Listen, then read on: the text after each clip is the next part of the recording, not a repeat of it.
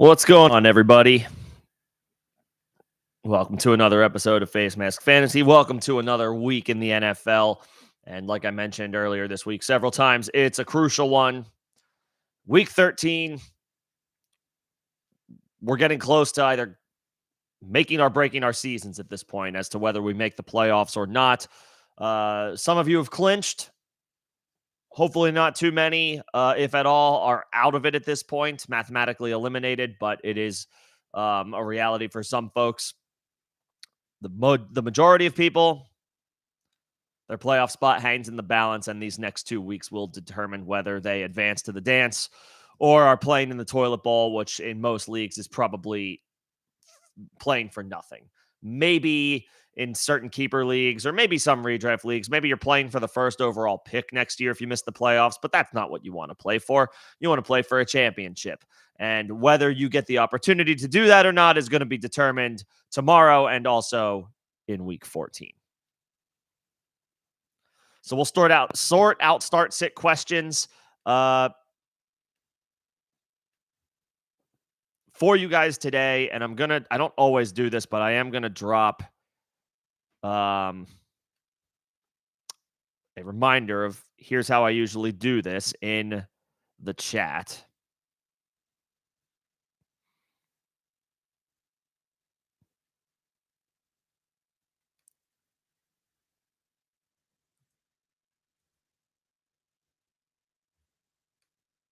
Give me a second. And then we'll go over the latest injury updates from around the league.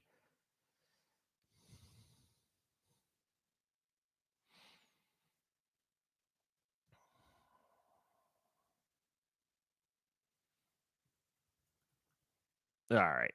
I just needed to make sure that I had this.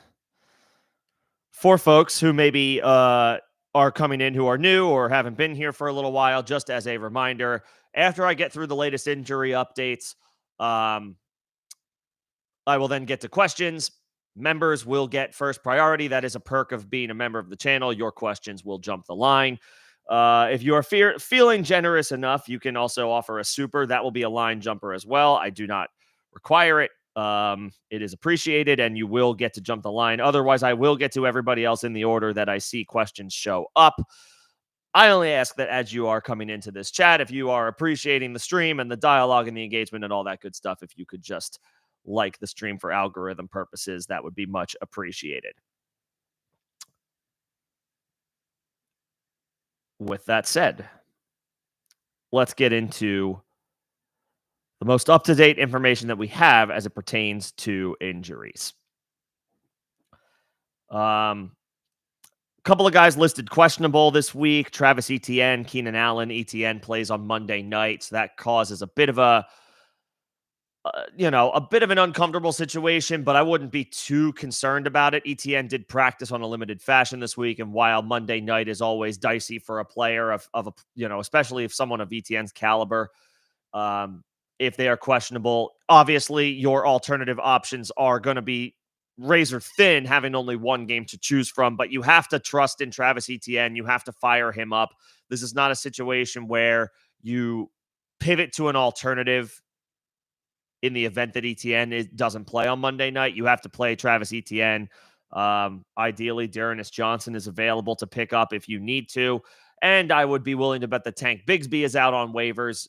He would also be a viable emergency option in the unlikely event at this point that Travis Etienne can't go, but we expect him to go at this point. Keenan Allen, we'll see. He didn't practice this week on the road against New England. That is a tough spot at less than 100%. No, New England is not good, but their defense is decent. It is respectable at home still with Belichick. Probably the last sort of thing the Patriots can hang their hat on for this season is that the defense is not terrible, but the team as a whole is. So not as much upside in New England's defense as there used to be. Chris Olave is also questionable, remains in concussion protocol. This is one where I would not be messing around. Now, thankfully, Olave plays in the 1 o'clock slate, the 1 o'clock window tomorrow, so we'll know with plenty of time if we have to pivot off of Chris Olave, and of course, depending on your wire, who is the best candidate to do just that. for your starting lineup if it's not already somebody that is on your bench. So keep an eye on that one. I would not be 100% certain that Chris Olave goes tomorrow.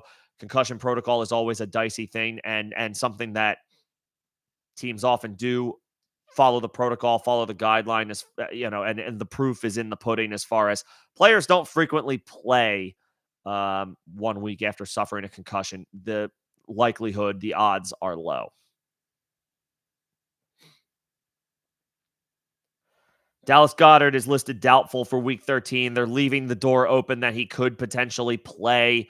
Therefore, he's not ruled completely out yet. He practiced in a limited manner on Friday. Doubtful still, probably, if you had to put a number to it, probably about a less than 25% chance that Goddard actually goes. And if he does go, he's going to be operating on a severe pitch count in all likelihood. It's probably in everybody's best interests, if you have Goddard on IR, that he stays on IR, or ultimately the Eagles rule him out. So you don't have to drop anybody to, activate a Goddard who you probably don't want to put into your starting lineup anyway. He's going to be on a snap count if he's even able to go. Jerry Jeudy will play this week. Doesn't matter. He hasn't been anything better than a low-end wide receiver 2 any given week this year. You can comfortably leave him on the bench. Joe Flacco is going to start at quarterback for the Browns this week. That is gross. Flacco only signed with the Browns out of an extreme necessity from Cleveland's point of view. With Deshaun Watson out for the rest of the season, Dorian Thompson-Robinson dealing with a concussion. He's out. Speaking of concussions, DTR will not go. Why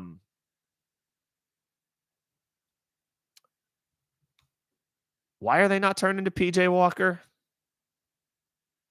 Other than he's just not that good. He's healthy, though, I believe. Nevertheless, with basically a week to go, a week to learn the playbook, Joe Flacco is going to get the start for the Rams, or for the Browns against the Rams. So good luck to anybody who has anything associated with the Browns offense. Amari Cooper should probably be on your bench. Jerome Ford is probably fine to fire up, and also Kareem Hunt if you're desperate at running back. Maybe you have Jacobs, maybe you have James Cook, maybe you have there's several other teams on bye this week. If you have a Bears running back, if you have a Vikings running back at Alexander Madison,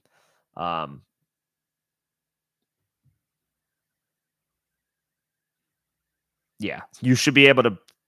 Jerome Ford should be usable. Kareem Hunt in an emergency situation where you have no other options, fine, but ceilings are capped. And I'm not firing up Flacco even in SuperFlex leagues, and I'm not firing up any of their receivers as well, including Amari Cooper. T. Higgins is going to play for the first time in several weeks. He was removed from Cincinnati's injury report. I would be erring on the extreme side of caution to the point where I'm probably not going to advocate for Higgins in almost any scenario, unless we're talking about a severe talent discrepancy. And even then, it has not been a good season for T. Higgins. He's now catching passes from Jake Browning. The Bengals' opportunity for this season to be meaningful in any way for them is pretty much out the door at this point. That makes it tough to trust players in that situation. T. Higgins is a good player, hasn't had a good season. He's a good player. He's in a terrible situation. The confidence level for him, even though he is returning, is low.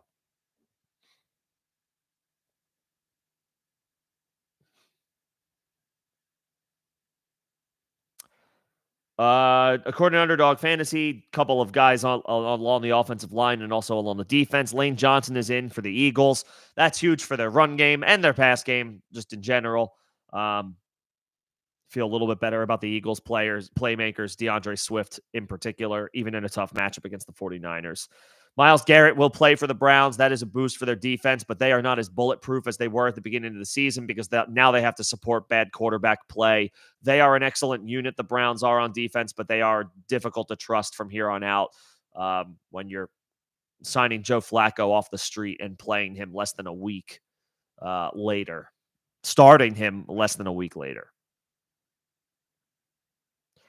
Minkah Fitzpatrick will play for Pittsburgh. They're in a great spot. to come through with a strong performance at home against Arizona. Devin White is out for the Tampa Bay Buccaneers. The Bucs have been absolutely gashed through the air this season. Now they are playing the Carolina Panthers, so you still have some confidence in them to deliver because of how bad the Panthers are.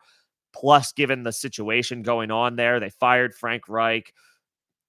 The owner, David Tepper, fumbled and bumbled through a press conference, giving a vote of confidence to the selection, to the Bryce Young selection earlier this year, but also saying at the same time, like, if, basically, if things had played out how we thought they would have played out, we would have taken CJ Stroud. So that whole situation is a mess. So Tampa Bay is still looking like a good defensive stream this week, but Devin White is one of the few good players left on this defense, at least as far as from when Brady was still there. This used to be a really good defensive unit. It is now a lackluster one with a couple of good players left. One of those good players, Devin White, is out. So you can still fire Tampa up, but there's a little less confidence in them, even in a great matchup against Carolina without a player like Devin White. And Denzel Ward is out for the Browns. So great news on Myles Garrett front. Bad news on the secondary front for Denzel Ward. That makes things a little bit easier for Matthew Stafford, Cooper Kupp, and Puka Nacua.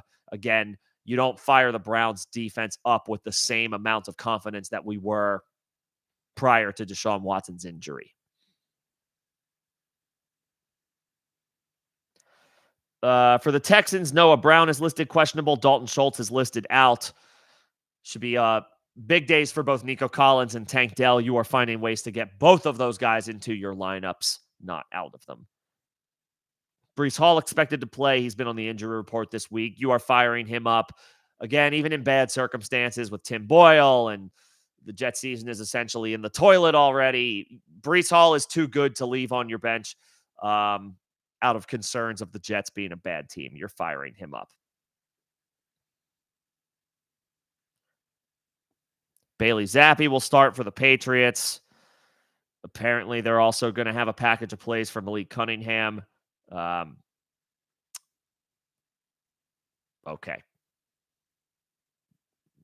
Basically, if you have Ramondre Stevenson, you start him because you don't have a better option, and everybody else, all tight ends, all wide receivers, and then the quarterbacks themselves can all comfortably be left, not on your bench, but on the waiver wire.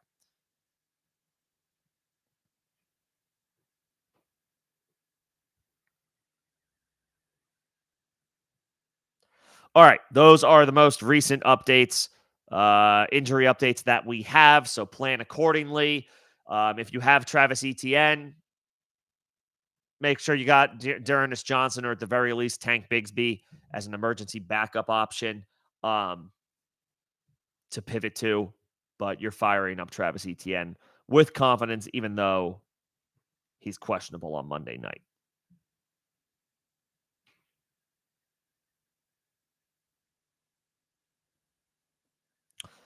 And again, as far as Dallas Goedert, just got a tweet that there were no practice squad elevations for the Eagles, which could mean that Dallas Goedert is available tomorrow.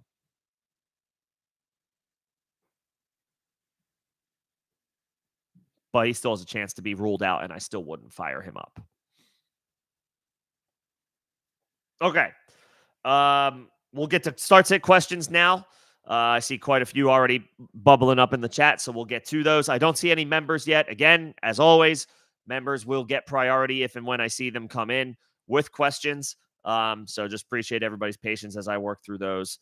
Supers are also line jumpers if you are feeling so inclined, but you don't have to. Just as I say that. What's going on, Jake? Good to see you. I'll get to my members first, and then I will jump back up. Yeah, so Keenan Allen is dicey tomorrow against the Patriots. The good news is he plays in the 1:00 window, so you will at least know his status going into the game. It's not out of the realm of possibility that he still gets ruled out. He himself downplayed the injury, got a limited session in on Friday, so Wednesday, Thursday could have been maintenance days for him.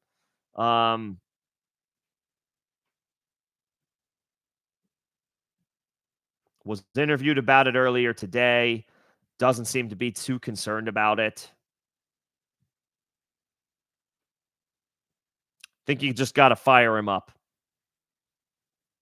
Think you got to just go. You just got to fire up Keenan Allen. It sounds like, he spoke to the media. First good sign. When you're injured, you're not typically going to talk to the media. First good sign is he talked to the media, held a press conference, downplayed the severity of the injury. Sounds like he's not too concerned about it. Therefore, we should not be concerned about Keenan Allen. You will know if he's a surprise inactive to the point where you'll be able to pivot to a decent alternative because it's in the 1:00 window. So you're fine there.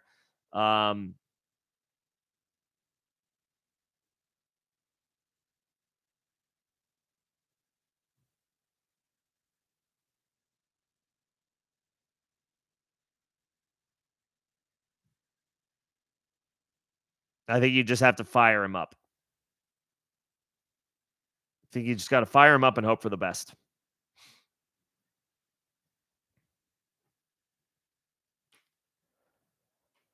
Yeah. You go with Keenan Allen. Go with your best player. If your best player is active and it doesn't sound like there's going to be limitations, if the player himself is not expressing any concern and he's going to be in, and you're in a must-win situation, play him. Play Keenan Allen. Okay, back to the top. PPR, 2 running backs, 2 wide receivers, 1 flex. What's going on, Bobby? Bobby gave me the very generous super earlier this week. So I can shout out non-members here and there. Appreciate it.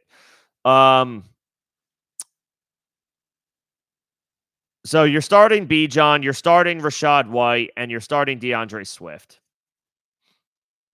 I'm not starting Dylan, even though he's going to get a spot start.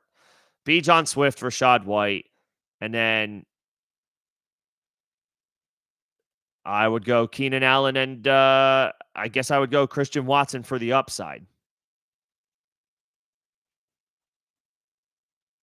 Allen's going to play. Like I said, he downplayed the severity of the injury, so it doesn't sound like he's too concerned about it, which means we shouldn't be concerned about it. If Keenan Allen is active, and it sounds like he will be, you fire him up. You fire him up.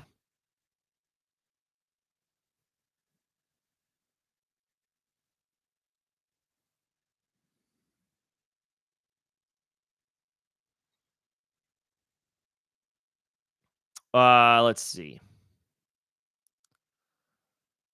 And then as far as likely or Mayer worth stashing, the answer, I guess, is likely because of the quarterback play. However, you already have Trey McBride, so honestly, the answer is you stash neither one. If you are rostering a backup tight end, you're wasting a roster spot. When you have somebody like Trey McBride, Zach Ertz is gone. The Cardinals have fully committed to McBride, and he's been pretty good. He has been pretty solid. And the wide receivers are dropping like flies in Arizona recently. So even more targets should be available to him. If you have Trey McBride, the answer to likely or Mayer is neither. The answer to that is another running back or wide receiver. Ideally a running back, since you only start 2 wide receivers. I'd rather have a 7th running back than a 2nd tight end.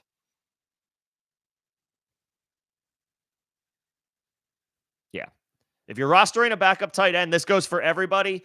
You're doing something. You're doing something you don't need to do. You're wasting a roster spot for yourself. And can the Packers beat the Chiefs? I'm not holding my breath. The Chiefs are the Packers are still a year away. I know they beat the Lions on Thanksgiving. That was a big win for them to stay in the playoff race. But Kansas City, even with their issues on offense, at specifically wide receiver, I'm not holding my breath that the Packers beat the Chiefs. I don't think that's going to happen. And without Aaron Jones, their offense has struggled.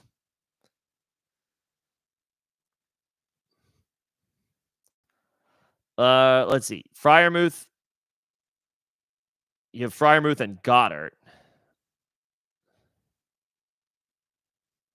Don't drop running back help. I know Kareem Hunt isn't that, he's nothing to write home about anymore, but I wouldn't drop Hunt. Um,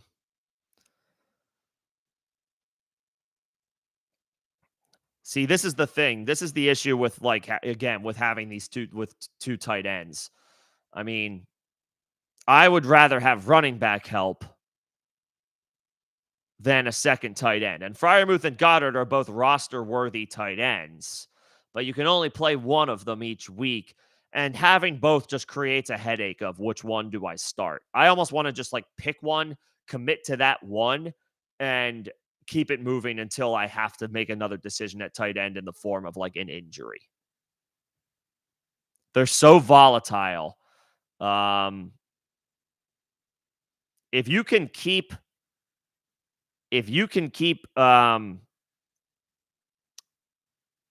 Goddard in IR for now, then that's fine. Well, he's doubtful, so he's not IR eligible yet.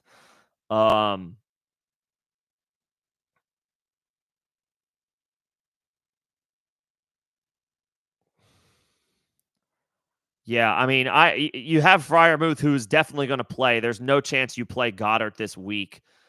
I would just, I guess, who needs a tight end next week? Does your opponent next week need a tight end? Is somebody on a bye week, like a Logan Thomas, or who else has a week 14 bye? I know Washington does.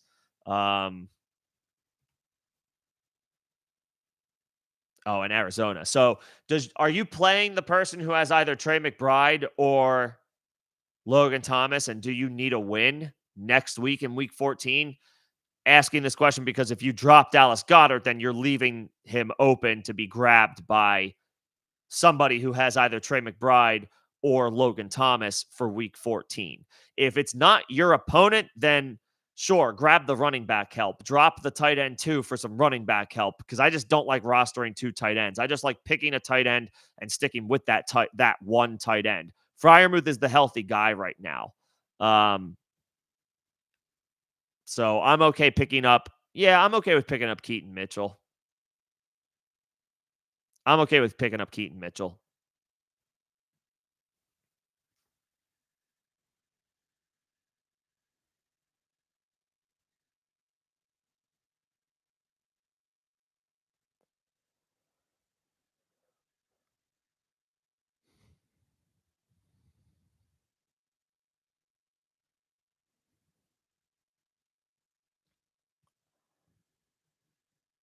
Would I trade Mixon to get Achane?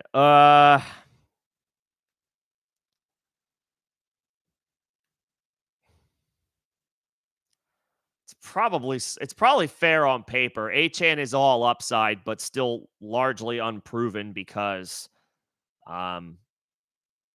he just hasn't been on the field since week 5, essentially.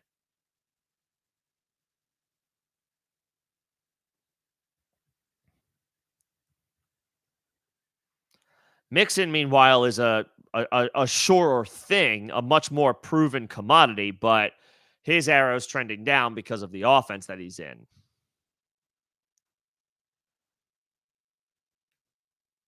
I would take the upside on Achane. I would probably take the upside on Achane.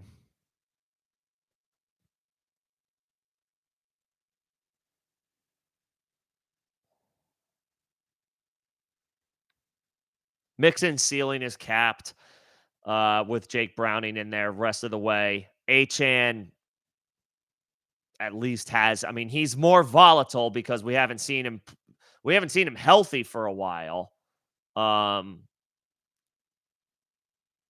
if healthy, he's in the much better offense and he's got the higher ceiling. So I guess I would say Achane over Mixon. That's fine.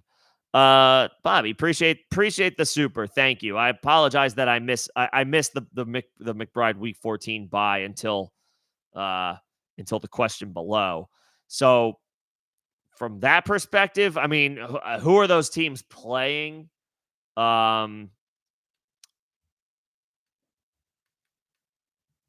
Ravens in week 14.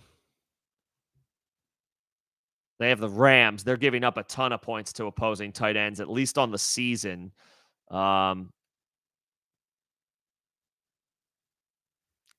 Last 4 weeks, not so much, but still not a terrifying matchup for opposing tight ends. On the season, they're giving up a lot of production to opposing tight ends. The Rams are um, top ten matchup for sure. As far as the Raiders next week, they had the Vikings. They have the Vikings at home, who over the last 4 weeks they've been a top 10 opponent for opposing tight ends the last 4 weeks.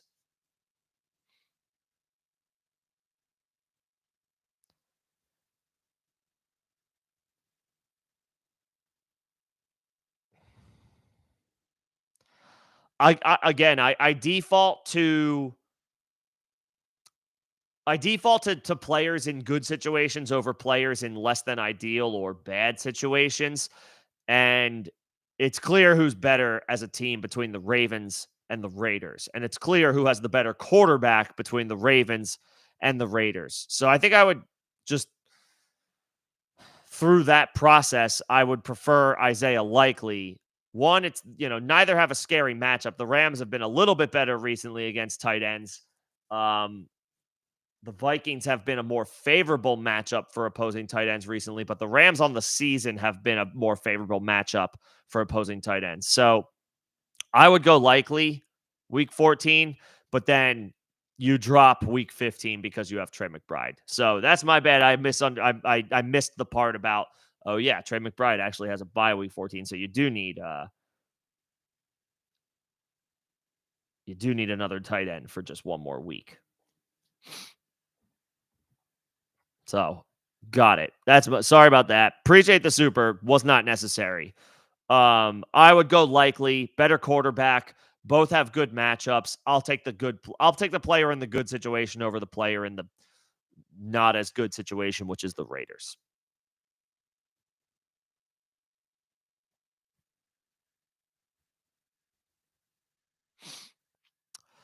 Ramondre or Javonte, I would go Ramondre. Even in this bad situation with the Patriots, they are funneling work to their running backs. Whereas for Denver, it's really frustrating Javonte Williams' usage so far. Houston has actually been pretty good against running backs recently as well, so the matchup isn't that great. I expect Denver to be throwing in this game, and in passing down situations, they've been taking Javonte off the field. I don't know why, but they are.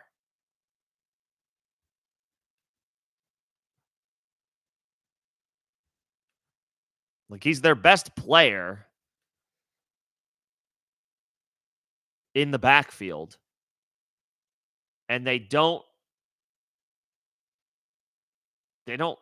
take him off the field for the most crucial downs for a running back's production, which is third down. They take him off the field. So I would go Ramondre. Because Ramondre is going to be in there on third down. That's the money down.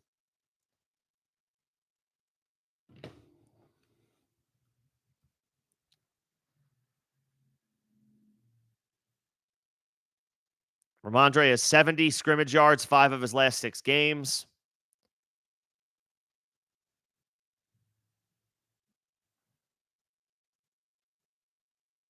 The matchup is great. They're going to funnel production to Ramondre Stevenson because they don't really have anybody else to work with. Bailey Zappi caps his ceiling, but Ramondre is just, even in a bad situation, Ramondre is safer than Javonte right now. Javonte comes off the field at inopportune times. And so I'm not as enthusiastic about him.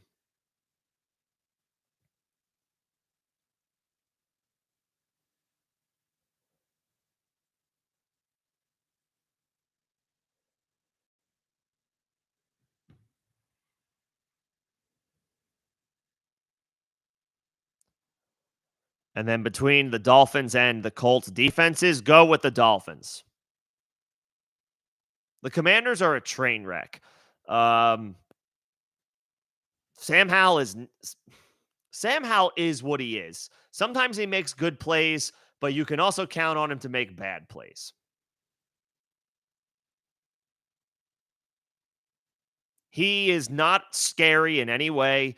I'm not worried about Sam Howell. Yeah, he might put up some numbers, but the Dolphins are playing pretty good on defense with Jalen Ramsey back. The Dolphins should boat race the Commanders. They should have a big lead. You like your defense playing with a lead no matter what.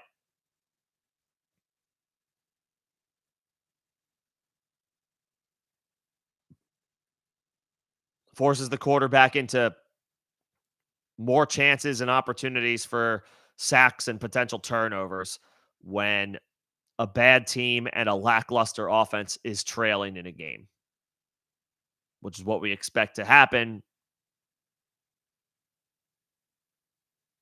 to Washington when they play Miami. The Dolphins. I wouldn't play Indianapolis. They're on the road against Tennessee, and Derrick Henry feasts at home, especially late in the season, historically. So I would be looking to avoid that. I'll take Miami. I'll take Miami.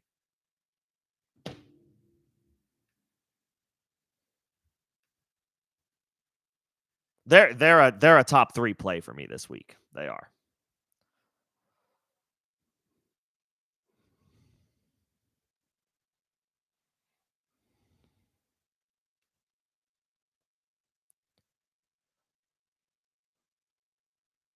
All right, back to the top. Chiefs, Chargers, or Texans defense.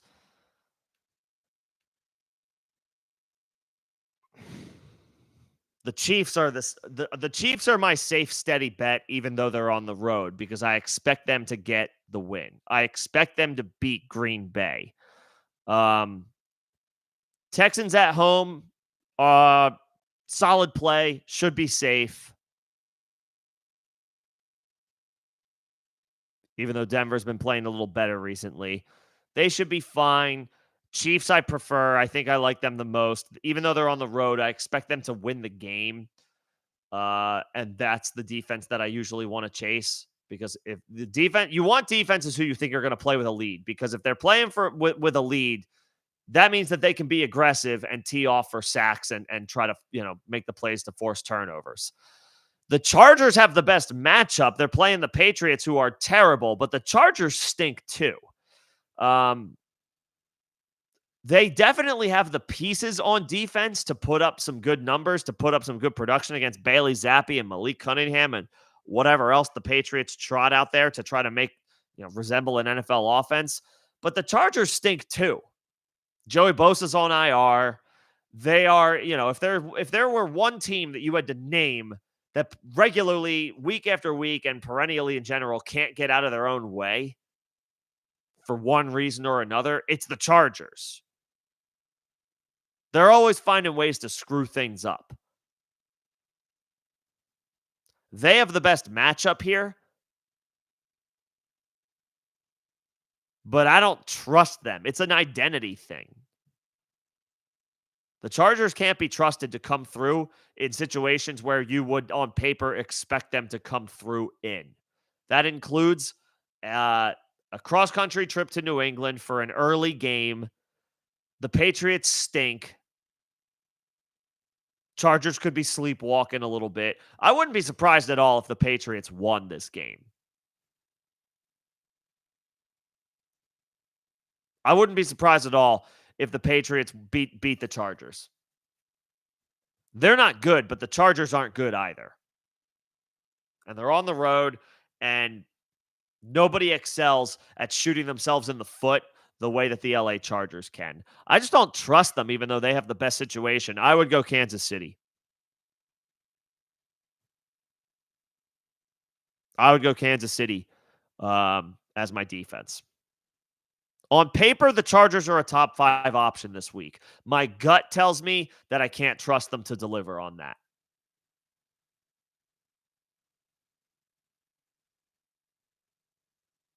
That's where I'm at with the Chargers defense.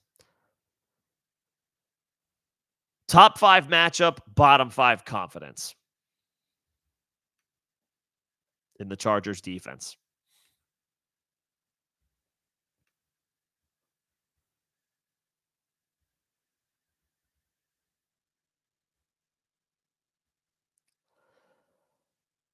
Start 2 between Dubs, Higgins, Dortch, or Hunt.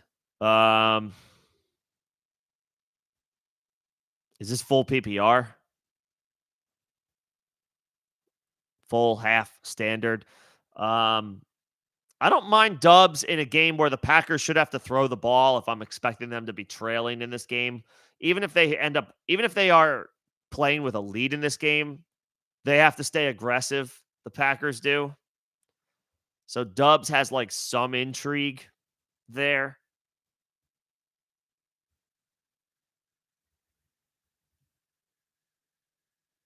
It's not a ton, but it's some.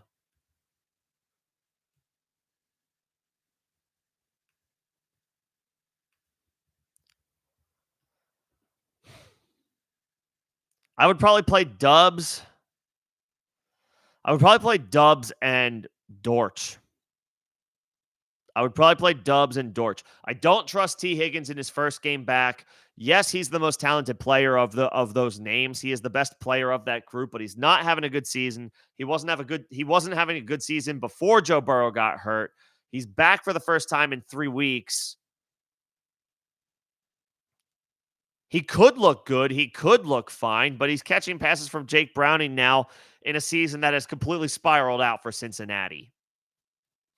Sometimes it's a vibes thing, and I don't like the vibes of the Bengals right now because their season is over, and they probably know it. The players won't admit it you know, to the cameras, to the media. They won't admit it, but they know. They're going to keep trying to compete because they're competitors, they're athletes, but I don't like playing players in bad situations, and the Bengals are officially a bad situation. Their season's over.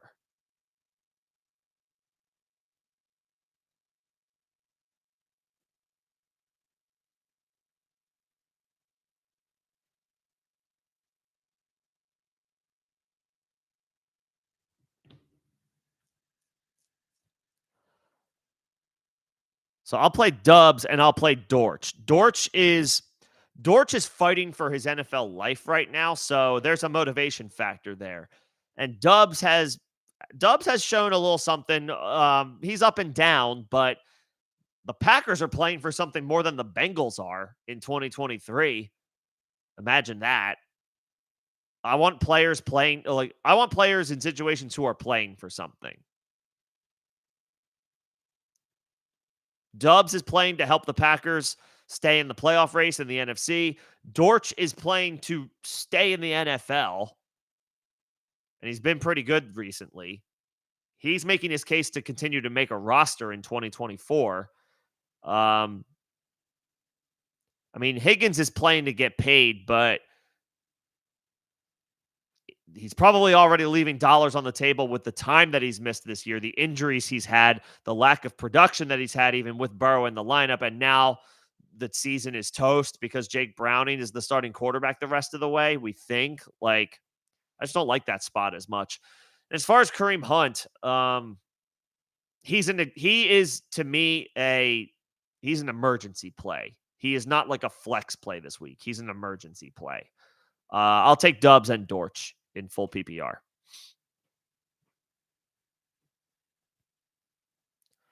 Would I start Jaden Reed over Cooper Kupp? No. No. I know Kupp has not been good for the past few weeks, but Reed is on the injury report himself with, I think it was like a chest injury, right? I mean, Cooper Kupp is one of those dudes that you kind of have to ride until the wheels fall off. You have to kind of just go with him and hope for the best. Denzel Ward is out for the Browns. That's good news for the offense in general, but specifically the wide receivers, Kupp and Puka. Reed has been good recently. He's on a recent heater, but he missed practice this week. I think he returned on a limited practice on Friday. but he's dealing with this chest injury that he apparently suffered a couple weeks ago. He's been playing through pain. He's questionable now. Um, you don't fire Cooper Kupp up with the same amount of confidence that you used to, but you have to fire up Cooper Kupp over somebody like Jaden Reed. You have to. You just have to. You have to play Cooper Kupp and just hope for the best.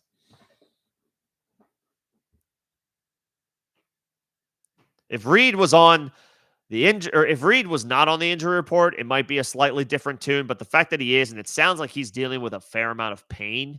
This is like a pain tolerance thing for him. I'll take Kupp.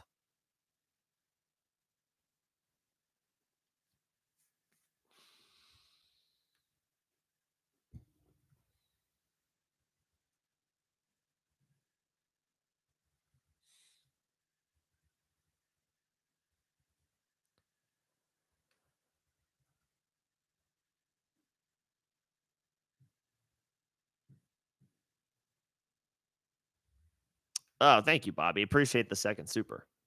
Who is more at risk? I would say Hollywood. Hollywood, because he didn't practice all this week. And the Cardinals have that week 14 bye next week. So you know how they operate. We all know how the NFL operates these days. They don't play players at less than 100% when there's a bye week coming up because it's an opportunity for them to get 2 weeks worth of rest. The Cardinals are playing out the string. They're not playing for a playoff berth. Whether they decide to keep sticking with Hollywood Brown in 2024 or if they try to find a suitor to trade him to, they need him healthy. They're going to want him healthy. They don't want to risk him they don't want to risk him in a meaningless situation if they can get him healthy and 100% ready to go for week 15 to finish out, to start the finishing of their season.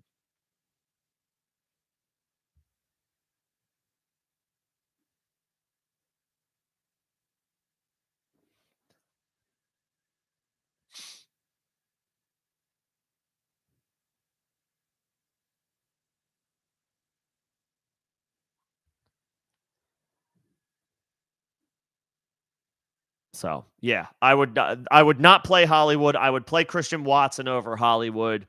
Keenan Allen has to be in. He's downplaying how bad his injury is. It doesn't sound like it's super serious. You have to fire Keenan Allen up.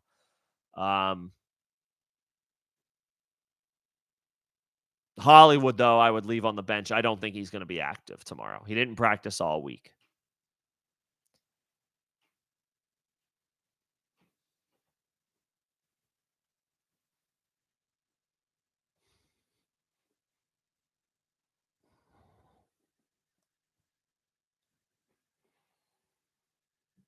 Allen in, Hollywood out. Let's see. Between Lawrence and Purdy, I mean, they're neck and neck. Purdy's got a good matchup. The 49ers are coming in. We all know the storylines by now. They're coming into Philly with all the motivation in the world. They want to come in. They want to beat the Eagles. Purdy had to leave the NFC Championship game last year because he got hurt. There's all of the revenge factor narratives are on San Francisco's side tomorrow. So, and the Eagles haven't been good in the secondary this year. So Purdy's in a good spot from a matchup perspective. Lawrence, I think, still has to be considered the better quarterback for now.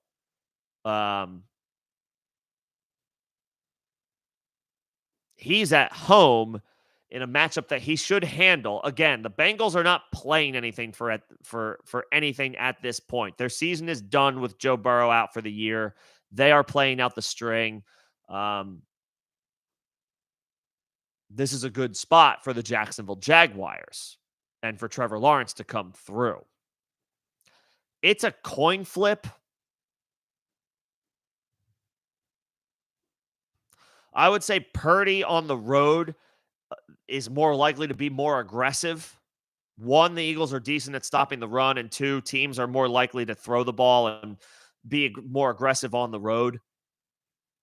So game script is probably in Purdy's favor. I think Lawrence is still the better quarterback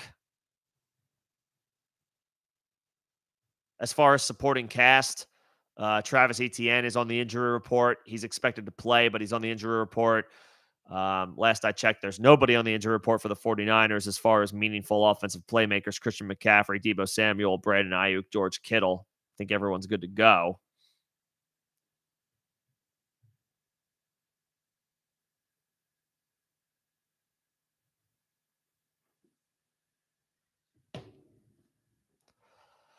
I would give the slightest of nods to Purdy, but it's a coin flip. It's a coin flip. Again, in one quarterback leagues, pick a quarterback and drop the other one. I don't like carrying two quarterbacks unless there's a bye week. I don't like carrying two tight ends unless there's a bye week.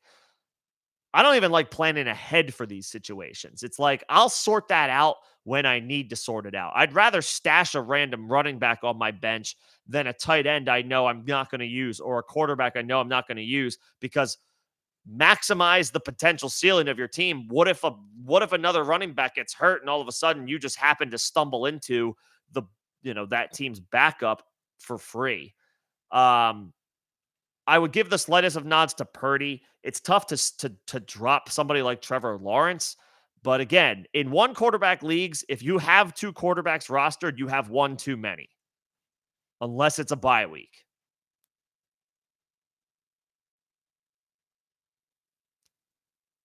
I would give the slightest of nods to Purdy and whoever I would be curious to know who the running backs on the wire are in your league. If there are any noteworthy names at all, backups, stashes, whatever have you, I'd be picking that player up in favor of whoever I decide to sit as my quarterback. I just don't like rostering. I just don't like rostering two quarterbacks in one quarterback leagues. Yeah, I don't even like planning in advance. I don't want to oh, my quarterback is on bye in week 10. Who should I grab in advance?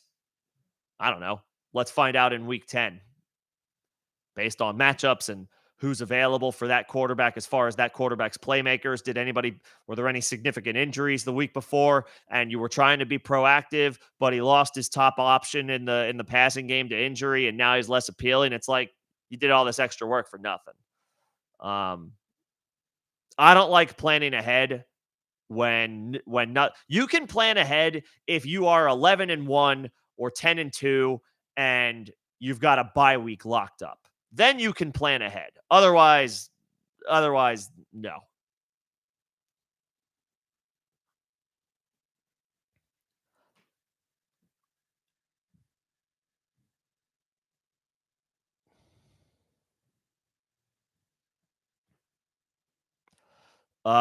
Standard scoring Singletary or Warren. So Singletary is still the top guy in that backfield. Dameon Pierce is going to continue to be the 1B guy. I would go Warren, and I would say Warren and Najee are both really strong plays this week because they're playing Arizona. Arizona gives up over a touchdown per game to opposing running backs. And it's probably closer to like 1.5 per game now after Kyron Williams had 3 last week. I would play Warren. I would play Najee. If you have Najee, I think both guys absolutely are locks for your starting lineup because of how good the matchup is. Singletary's good. Solid option. Warren's a better option this week given the matchup.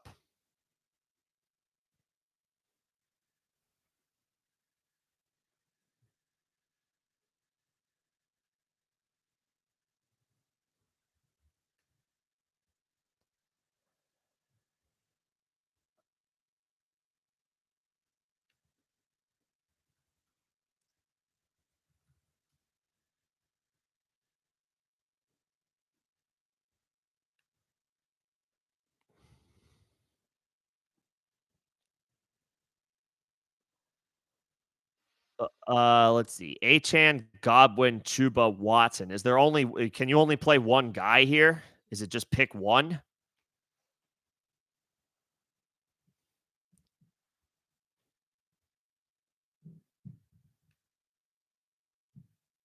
I mean, I would probably take the upside.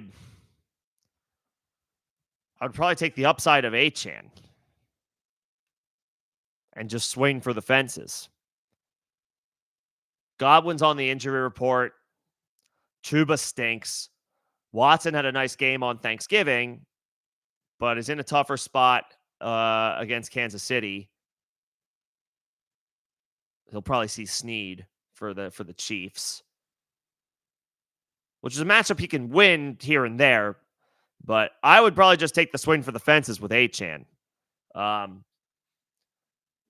Washington is going to get their clocks cleaned by Miami. They should be able to do whatever they want on offense, and that includes utilize all of their running backs. I would think Achan gets in the mix and gets, puts up some decent numbers tomorrow. As long as he's able to get through the game unscathed, I would think he puts up some strong numbers tomorrow.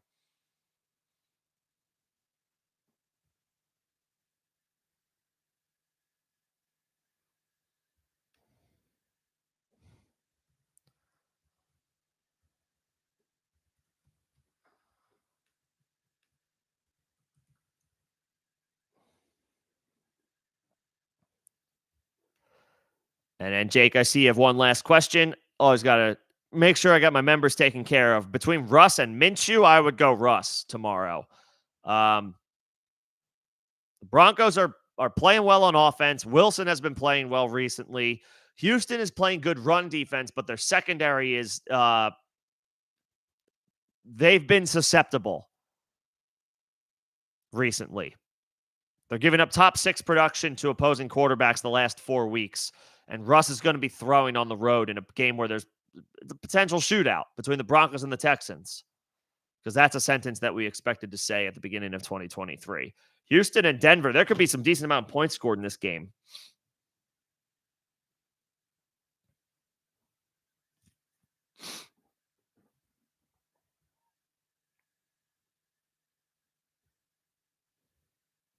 Russ. I would go Russ.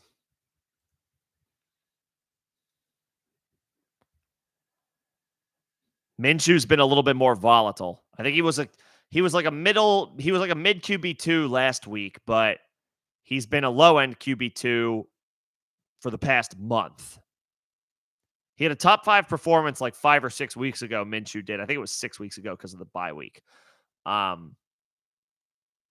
since then, he's been a low end QB2 with a mid QB2 finish as his like high water mark over the past month. Give me Russ.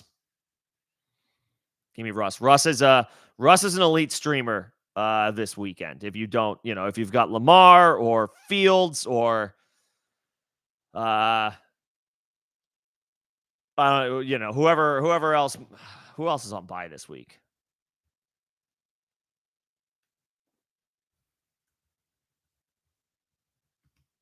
Lamar is on bye. Oh, Allen. Duh. Jesus.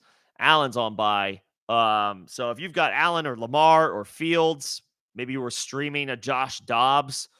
I think Russ is maybe the best replacement option in shallow 1 quarterback leagues.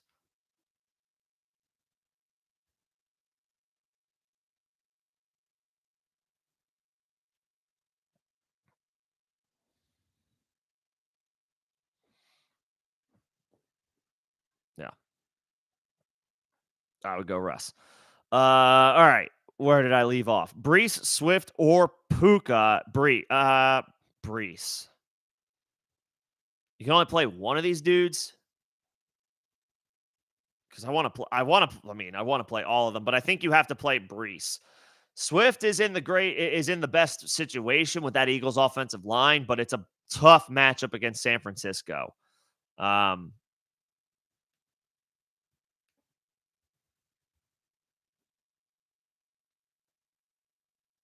But Brees he's not matchup proof, but he's one of those dudes where he's too good to sit.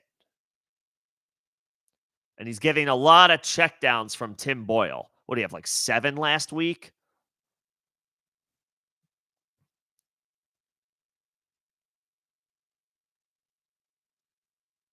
Jets offensive line isn't good, but the Falcons are coming in, and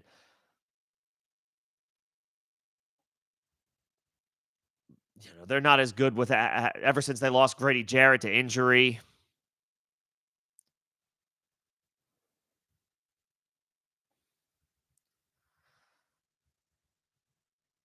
I think you got to play Brees. He's the best player of those three.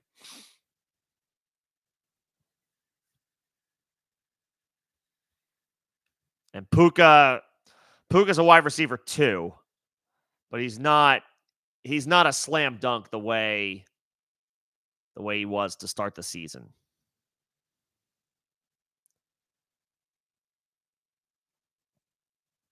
I would go Brees. I would go Brees. Start 2 in half PPR between Montgomery, Achane, Cup, Puka, Brees. Probably those first 2 running backs.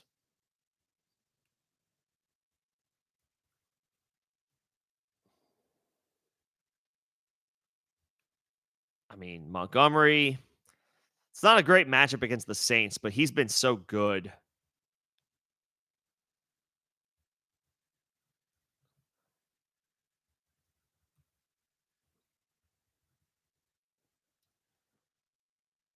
I mean, Brees has the backfield to himself. Obviously, Montgomery cedes work to Jahmyr Gibbs. Was Montgomery on the injury? Montgomery picked up. Did he pick something up like an injury last week?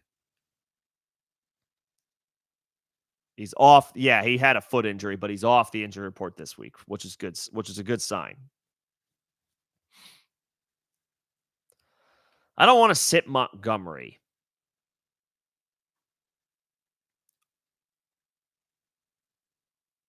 I think I would roll the dice on Achane's upside.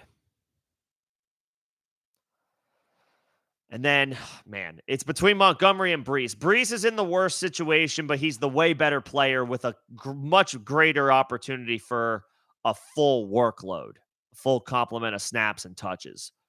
Whereas Montgomery, he's been excellent, but he's going to cede work to Jahmyr Gibbs, and this is not as good of a matchup.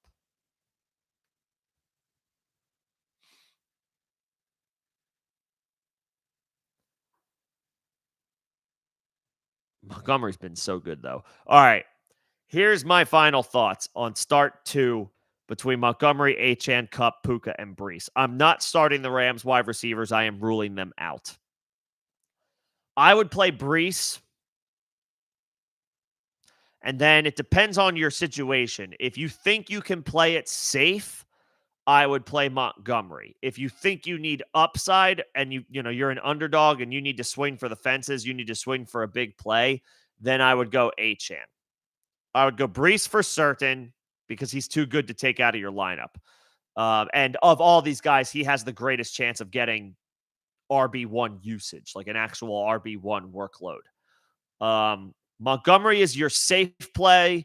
Achane is your ceiling play. So Achane is more boom bust. Montgomery's floor is higher, but his ceiling is lower. So if you want to play safe, Montgomery. If you think you need to swing for the fences, if you're an underdog, then I would go Achane.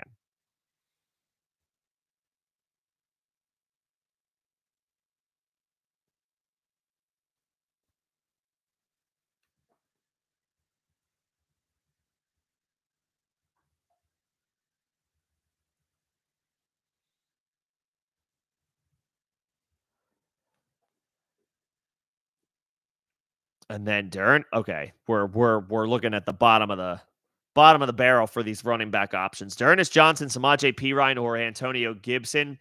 In full PPR, my gut tells me to swing on Antonio Gibson, to roll the dice on Gibson.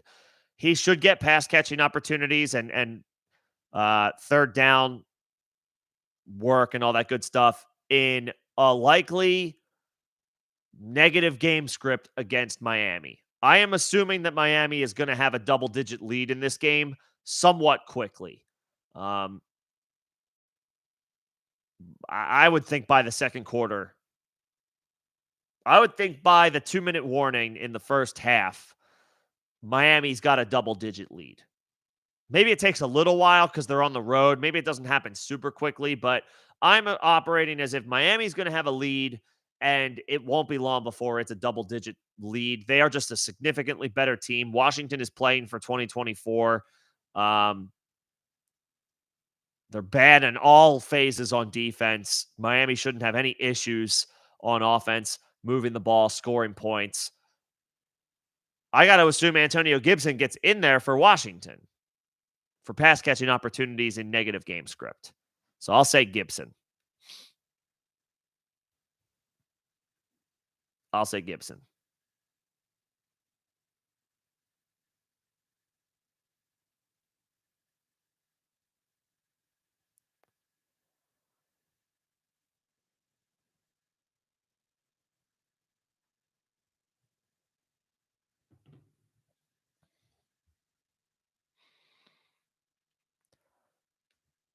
Carr or Love? I mean, Love. Jordan Love. Derek Carr stinks. Derek Carr stinks. Chris Olave is questionable to play because he's in concussion protocol. Rashid Shaheed is out for this game. I mean, we're down to, as far as like, take Alvin Kamara out of the equation. We're down to what? Marquez Callaway and Taysom Hill and Jawan Johnson and who is New Orleans wide receiver 3? Michael Thomas is on IR. Rashid Shaheed is out. Chris Olave might not play. Who are we down to if Chris Olave can't go? It's Marquez Callaway and who? Like, yeah, you got Taysom Hill, you got Jawan Johnson. Okay. I mean, Alvin Kamara might catch 12 passes tomorrow.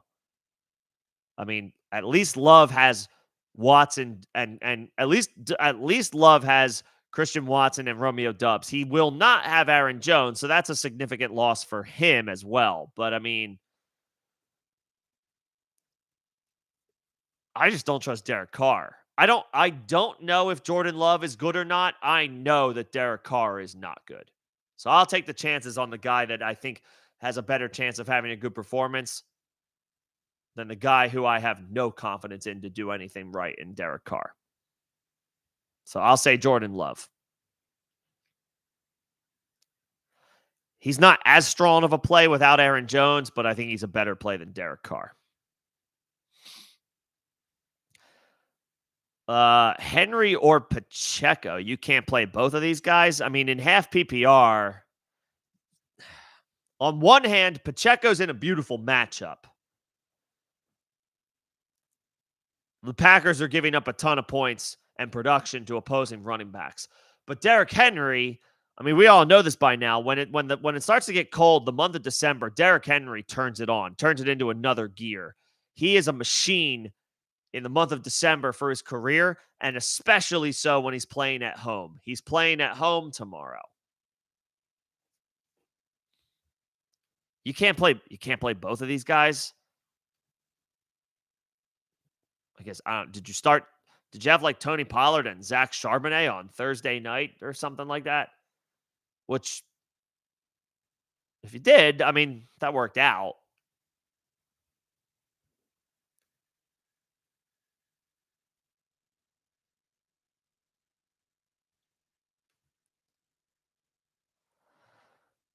I would say Henry is your floor play.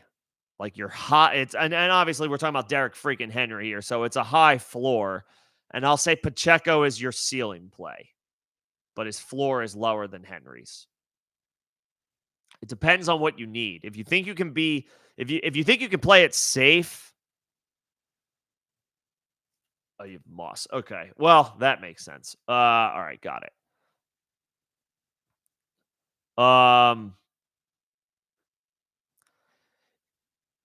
If you like your chances against your opponent, if you like your odds, I would say Henry.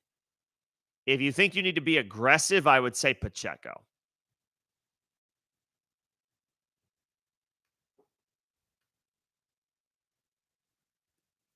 It is unfortunate that you cannot play both of these guys, but Zach Moss over both is the right call, I think. So Henry floor, Pacheco ceiling. And obviously Pacheco's in the better situation in the Chiefs offense. Henry is in a less than ideal situation in the Titans offense. So, that being said, Will Levis is capable enough of turning around and handing the ball off to Derrick Henry. He can at least do that.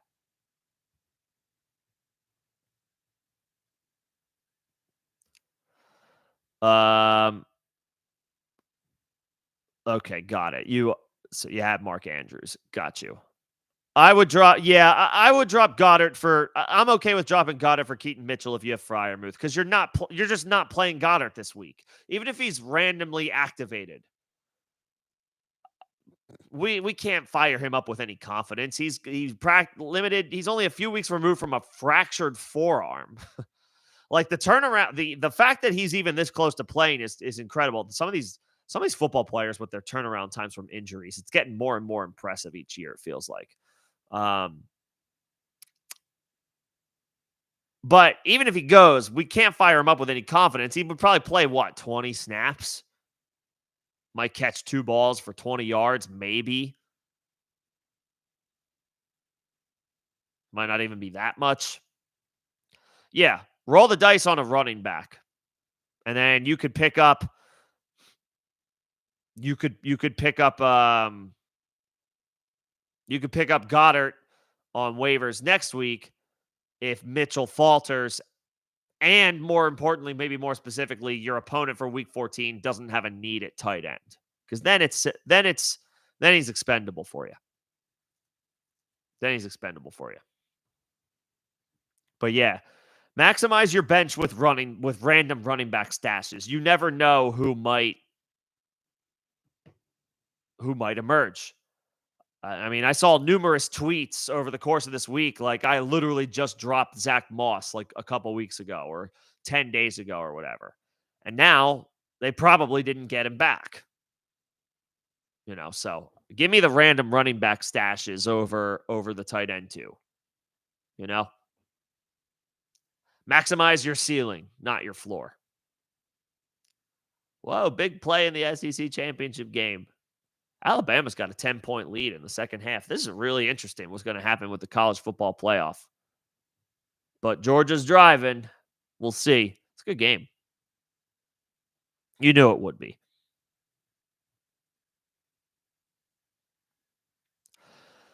Where am I at? I see some thank yous. Appreciate it, you guys. Thank you guys for taking the time to come in and hang out. I started this stream a little earlier today. I was curious to see, did you guys want to get a jump on this stuff in week 13? The playoffs are fast approaching. I'm in need of getting a win. I got to clinch a playoff berth. I haven't done it yet. If I don't win, I have to kick this to week 14. So I started this earlier than I usually do. I usually start at 6 p.m. Eastern. I started at 5 today. Try to give a little bit more time for folks to think through their processes or how they want to sort out what they're going to do this week. So I don't know. Random call that I decided to make. It doesn't seem to be having too much of an impact.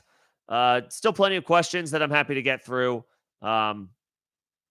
Tomorrow will be a normal start time, 11 a.m. Eastern, so we can finalize any last minute thoughts or lineup decisions that you may have tomorrow.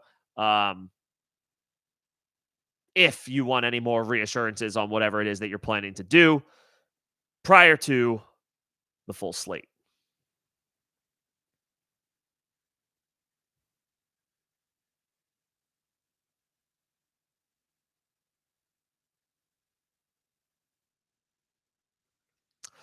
All right, let's see. Full PPR, pick 2 between Mostert, Achane, Ridley, Jerome Ford. I think you have to play Mostert.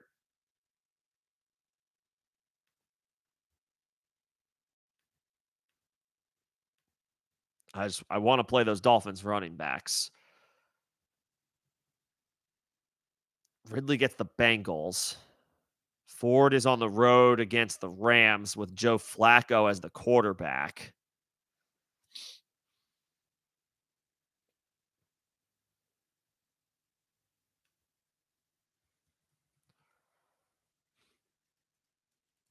I might play both of those Dolphins running backs. I might just play both Mostert and Achane and hope that they both pop because they certainly could in this matchup.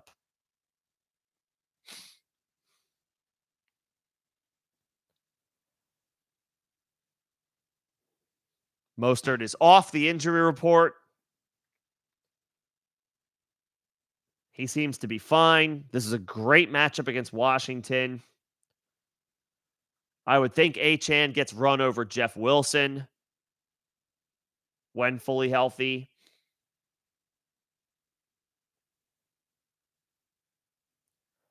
Calvin Ridley has been playing better recently, which is a huge vote of confidence for him. Or at least over the past 2 weeks, he's been playing well. It's not a great matchup against Cincinnati by the numbers, but again, we're probably getting close to the point where we can start throwing out like season averages out the window when the circumstances change significantly, and they have for Cincinnati. Joe Burrow is gone. This team is officially not playing for anything in 2024. Of course, the individual players themselves want to continue to play well, but all that stuff becomes much more difficult when it's a backup quarterback running the show.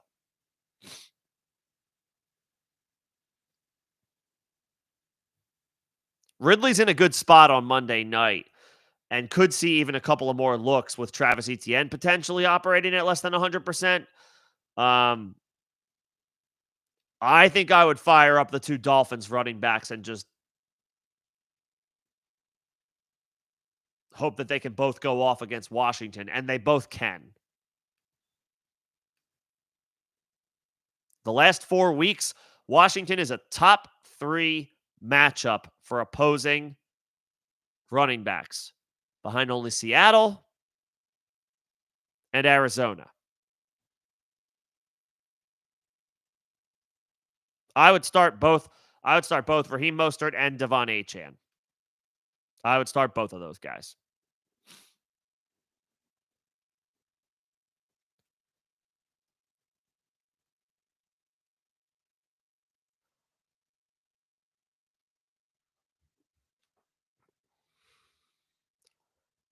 Drop Isaiah Likely for Darren Waller? No. You have Pat Freiermuth. Drop Isaiah Likely for a running back or a wide receiver. Maybe more specifically, just a random stash running back. Whatever stash running back is available on your waiver wire that looks like an enticing hold, that's the guy. That's the guy to pick up. You have Pat Freiermuth. Drop Isaiah Likely for Darren Waller? No. Drop Isaiah Waller. Drop Isaiah Likely for a running back, for a random stash running back. I don't care who.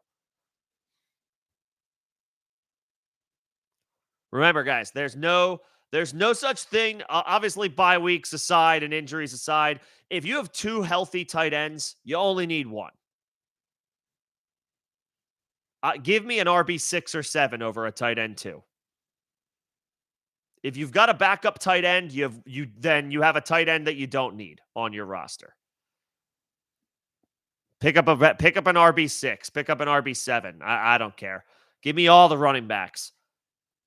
I hoard running backs like weapons during the zombie apocalypse. You can never have too many. That's my analogy for running backs. They are weapons during the zombie apocalypse. You want as many as you can possibly get your hands on. That goes for everybody. You can never have too much running back help.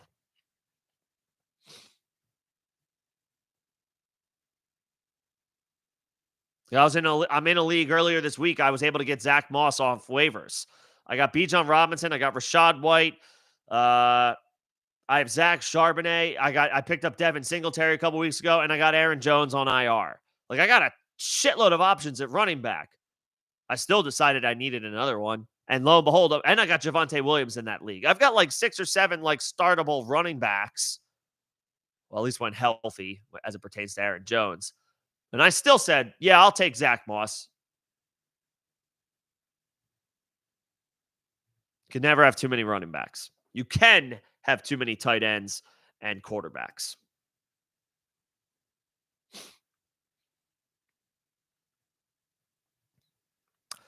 Bryce Young, Desmond Ridder, or Bailey Zappi. Oof.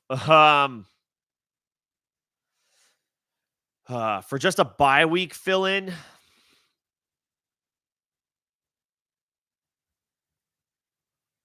dare I say Bryce Young? I really don't want to. Like, I really don't want to. I get it's dire straits here. But Tampa Bay is a top 5 matchup for opposing quarterbacks, and Devin White is out for them. The Jets are not a good matchup for opposing quarterbacks, and Desmond Ridder stinks. The Chargers are not a bad matchup for opposing quarterbacks, but what is Bailey Zappi? He's like, I don't know that he's anything more than whatever Desmond Ridder has showed us this year. At least Bryce Young has like a little bit of promise as a first overall pick. And I thought he actually played a little bit better last week. The game they lost to the Tennessee Titans and then they fired Frank Reich. I thought that the Panthers offense actually looked a little better last week. I was a little surprised why they did what they did, but also this is what incompetent franchises like the Carolina Panthers do. When you have an incompetent owner doing stupid, hasty, knee-jerk reaction decision making, everybody's gonna be affected by that. So, there's a little bit of concern there. But on paper, Bryce Young has the best matchup by far. So if you're looking to roll the dice on a random quarterback in SuperFlex leagues, I guess I would say Bryce Young, because Tampa's getting destroyed through the air and they don't have Devin White now. So I would give a whirl on Bryce Young. Ritter's playing the Jets. No thanks. And Bailey Zappi is playing, period. No thanks.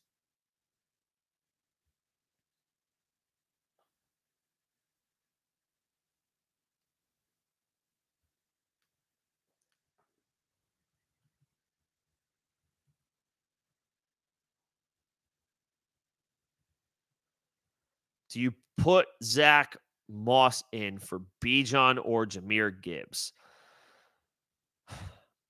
I don't think so.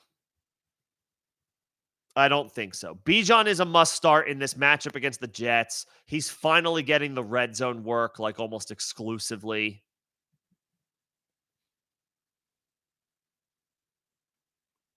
You have to start Bijan. The Jets are giving up lots of production to opposing running backs anyway the past 4 weeks. So the matchup is actually really good. And then as for Gibbs, I mean,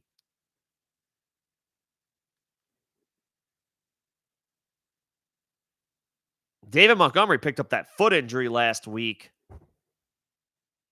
Is it possible that Gibbs sees a few more opportunities tomorrow? And also, he's just been an absolute stud. He didn't have a great Thanksgiving.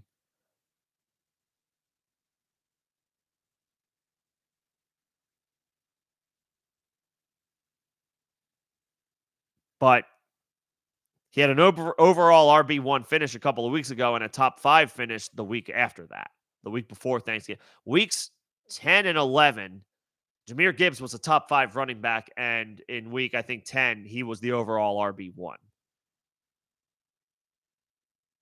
I don't think you can take either of those guys out for Zach Moss. I love Zach Moss this week, but I don't think you can take Bijan or Jahmyr Gibbs out of your lineup for Zach Moss. I don't think you can do that.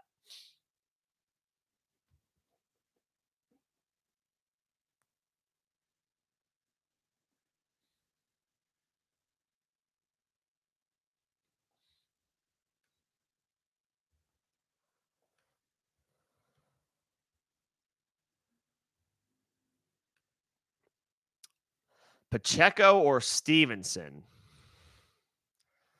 Pacheco's again a great matchup. Great matchup against Green Bay. Stevenson is also in a great matchup against the Chargers, but staunch difference in offenses that these two guys play for. I'll say Pacheco. Jerick McKinnon, I guess another thing for anybody considering Pacheco. I think somebody else asked me Pacheco or Derrick Henry. Another thing to consider for Pacheco that I didn't previously mention, Jerick McKinnon is out for this game. They did elevate Deneric Prince from the practice squad, but with McKinnon out, it's possible Pacheco gets like every snap that he can handle, as opposed to just playing like 55 to 60% of the time. We might be looking at an uptick of like 80% snap share for Isaiah Pacheco this week. So something to consider. Between Pacheco and Ramondre, I'll take the guy in the significantly better situation. Both are in good matchups by the numbers. So I'll take the guy attached to Patrick Mahomes instead of the guy attached to Bailey Zappi. I'll say Pacheco over Stevenson. And yes, Kyron Williams is a must start. I don't know what your other options are, but you're firing up Kyron Williams.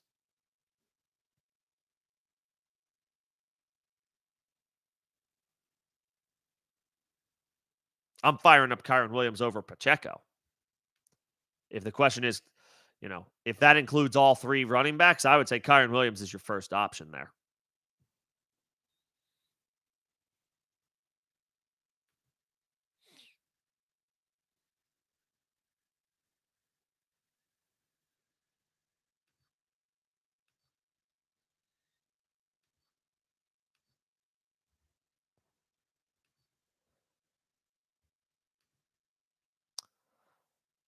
And then Chris Olave, again with Chris Olave, we don't know what his availability or status is going to be until tomorrow.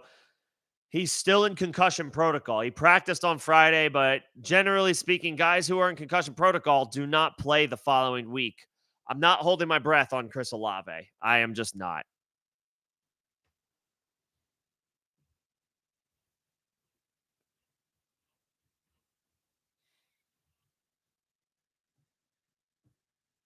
Yeah. Um, we cannot rely on Chris Olave tomorrow. If he's available, great, awesome, but he might be operating at less than 100%. And teams generally they err on the side of caution when it comes to guys with concussions. I would be shocked.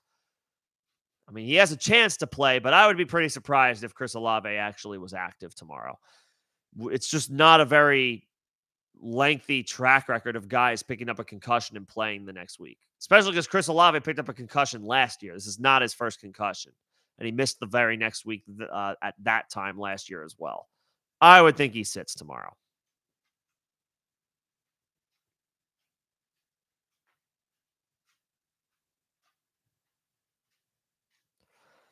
Standard scoring flex, Watson or Dillon. And if you want to drop your lineup in the chat, you can just drop it here in the chat and we can talk through it.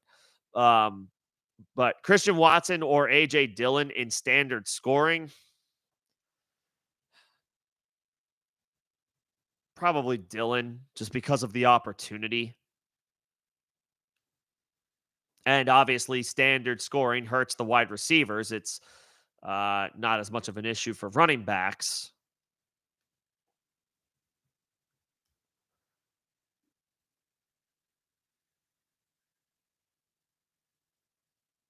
You need Dillon to fall into the end zone for him to come through, which he could do at home. He could do at home, no Aaron Jones. So it's certainly possible.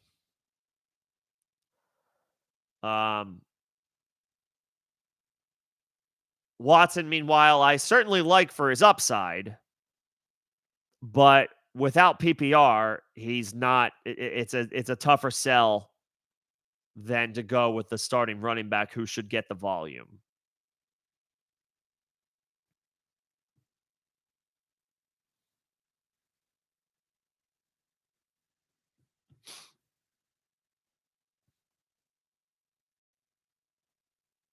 So I'll say Dillon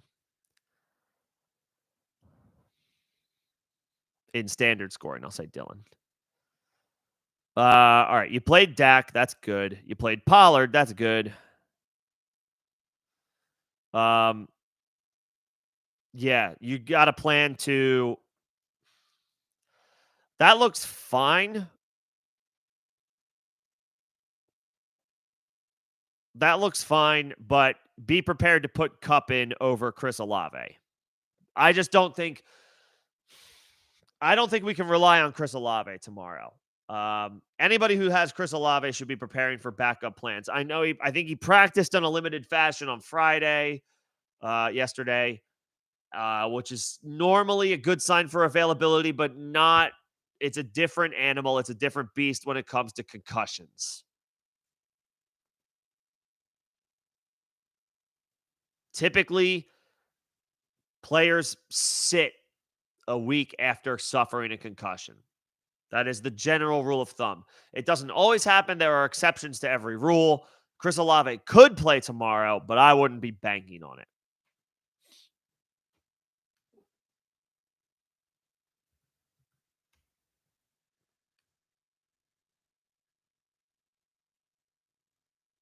Oh, wait, you have Nico. Yes, actually that is better. That is better. Cup can't be trusted recently. Yeah. Uh that's fine. I would go Nico. I would go Nico over Olave, but everything else looks fine. Everything else looks fine.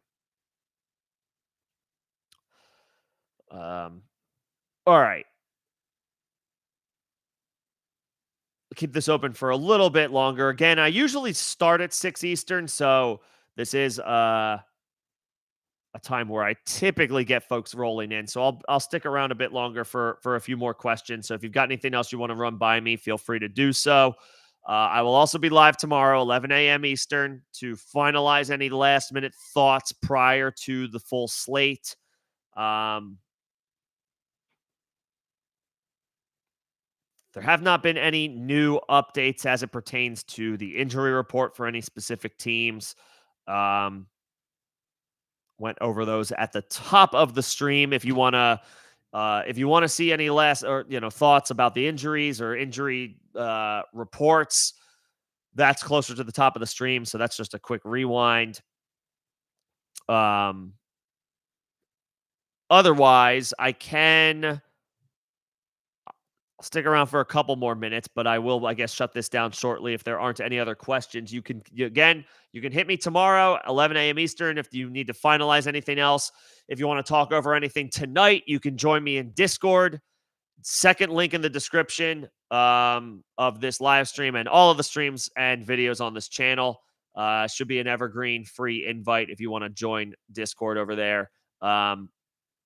Good community to bounce questions off of and get some final thoughts on, especially when I'm not actually live or active for the stream.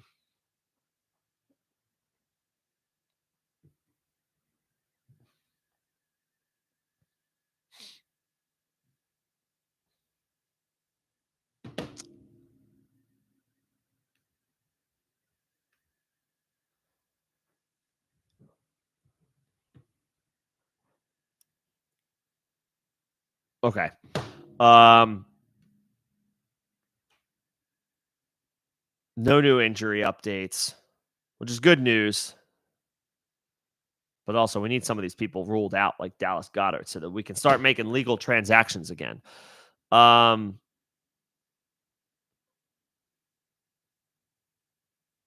would I drop Jeff Wilson to grab the Eagles' defense? Who's your current defense?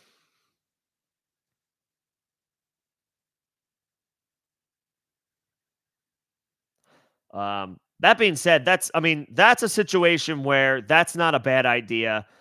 One place where I am a little bit more uh willing to roster two of a unique position is a team defense during the playoffs, not during the regular season, but during the playoffs. The Eagles, if they are available, are a good option for the fantasy playoffs because they get the Giants, the Cardinals. Um,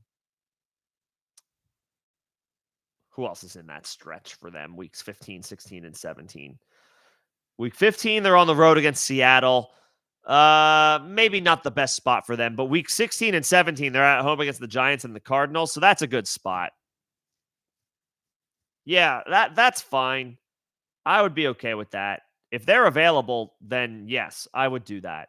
You probably don't want to play them week 15 on the road against the Seahawks, but you do want to fire up the Eagles at home against the Cardinals and at home against the Giants. Um, I think that's fantasy championship week, unless you have a week 18 championship, which you shouldn't because no league should. Yeah, week 17. Oh, it's Arizona. Week 16 against the Giants. That's still great though, because you still have to get to the game. And that's a great matchup for the Eagles defense playing the Giants. And then they get the Cardinals at home week 17. That's also a great spot, even if Arizona is like fully healthy by that game, if they play Kyler, Marquise Brown, Michael Wilson, all those guys are able to come back. Even if they are, that's still a great spot for the Eagles defense. So yeah, I'm fine with that. I'm fine with that.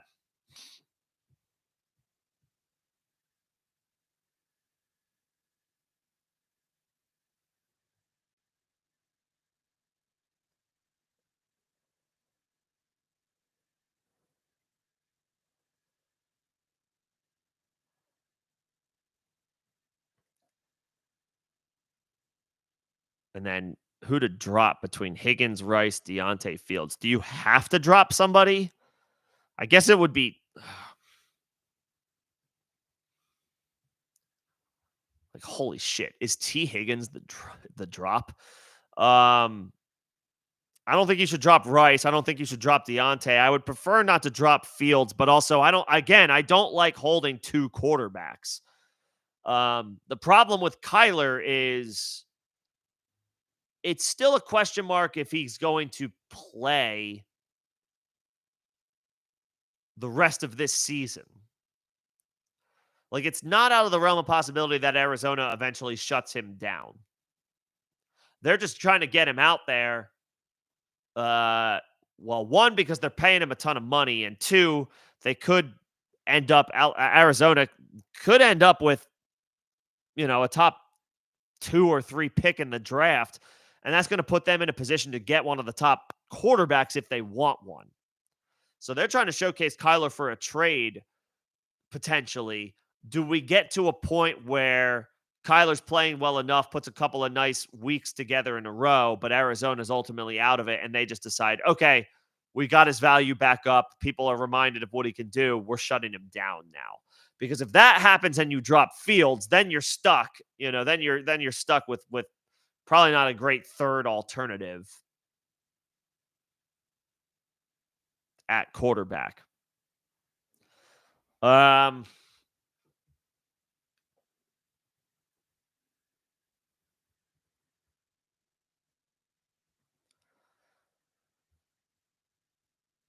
that's a tough call.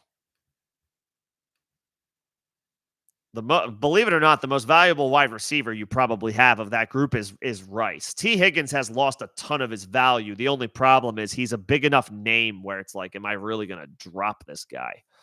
Um,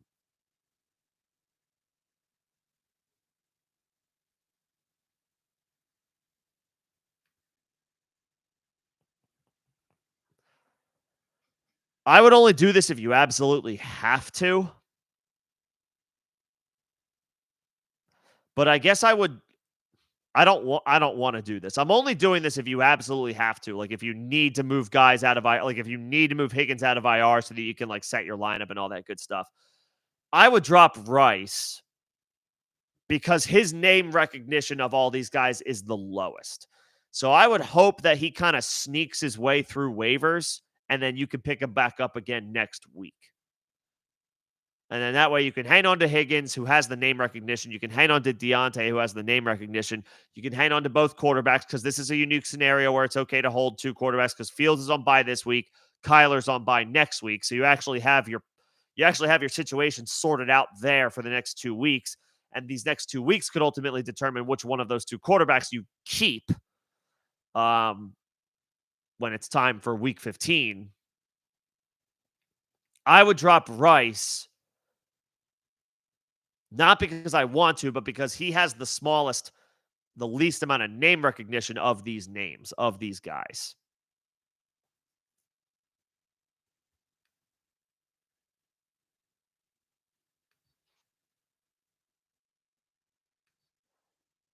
And that's where I would go.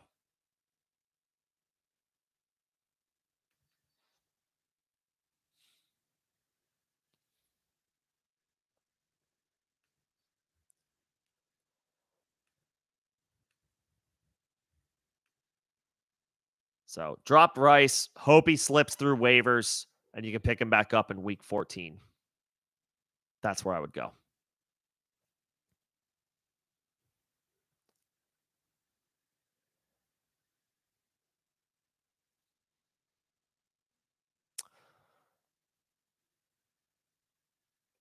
Okay. Once again, at the end of the chat. So I think I'm going to go ahead and shut this thing down. I wasn't sure if there would be some more traffic today because of the urgency of this week for a lot of folks, and needing to get wins to either stay in the playoff race, hopefully clinch a playoff berth, or just stay alive until week 14 until it's really do or die. But that's okay. Have reached the end of the chat a little bit early, so I probably will go ahead and shut this thing down. I'll give it another minute or so for any last minute thoughts. But just as a reminder, I will be available tomorrow. I will go live 11 a.m. Eastern for anybody who wants to finalize any last minute thoughts about their lineup. So tune in tomorrow if you feel like you want to run anything else by me. You can also hit me in Discord. Second link in the description of this live stream and all the videos and streams on this channel. You can ask questions over there tonight if anything else comes up after this stream. But that'll do it for me. I will see you guys tomorrow if you need the help. Let's get these wins. Let's clinch these playoff berths. Thanks, everybody. Happy Saturday.